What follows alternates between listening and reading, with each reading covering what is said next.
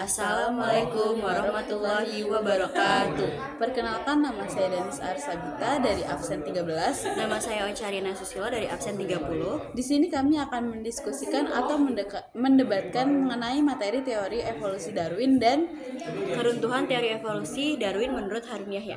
Jadi, menurut Darwin menilai bahwasanya evolusi terjadi melalui proses seleksi alam. Makhluk hidup yang mampu menyesuaikan diri dengan alam dapat bertahan hidup, sementara makhluk hidup yang tidak dapat menyesuaikan diri dengan alam tidak akan bertahan hidup atau mati. Selain itu, teori seleksi alam Darwin juga dikenal dengan teori Darwin pada abad ke-19.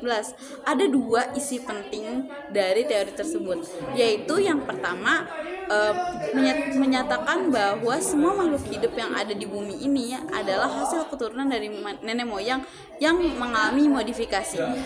Teori Darwin tidak mampu menjelaskan bagaimana unsur protein yang dihasilkan, padahal protein unsur itu sangat penting.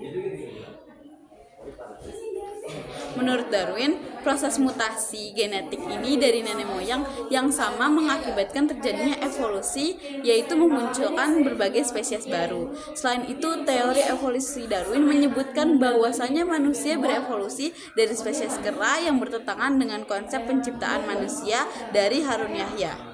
Teori evolusi Darwin menjelaskan fosil menghubungkan makhluk hidup dengan nenek moyangnya, sedangkan menurut Harun Yahya itu fungsi fosil tidak begitu, melainkan untuk menentukan taksonomi makhluk hidup serta menentukan evolusi nenek moyang hingga mendapatkan bentuk seperti makhluk hidup modern.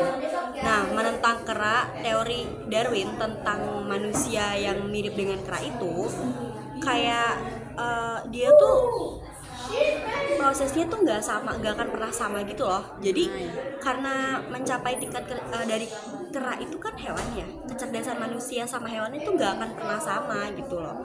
Jadi kayak menurut Harun Yahya ini Tuhan memberkahi manusia dengan kemampuan berpikir dan berbagai superioritas lain melebihi makhluk lain. Tetapi dengan adanya teori evolusi Darwin yang memiliki banyak bukti-bukti fosil yang tersebar di dunia ini, nggak cuma yang ada di Indonesia.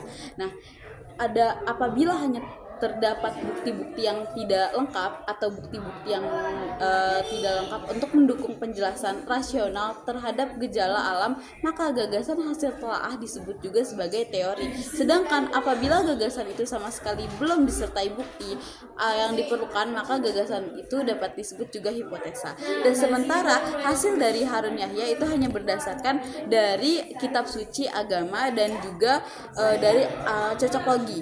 Sementara teori evolusi Darwin ini bisa dibuktikan dengan adanya bukti-bukti fosil yang ada yang dari zaman purbakala yang terlebih dahulu ada lebih logis dibandingkan teori dari Harun Yahya. Tapi gini loh, kalau misalnya lebih logis daripada menentukan fosil-fosil yang ditemukan oleh Darwin ini kan fosil manusia kera.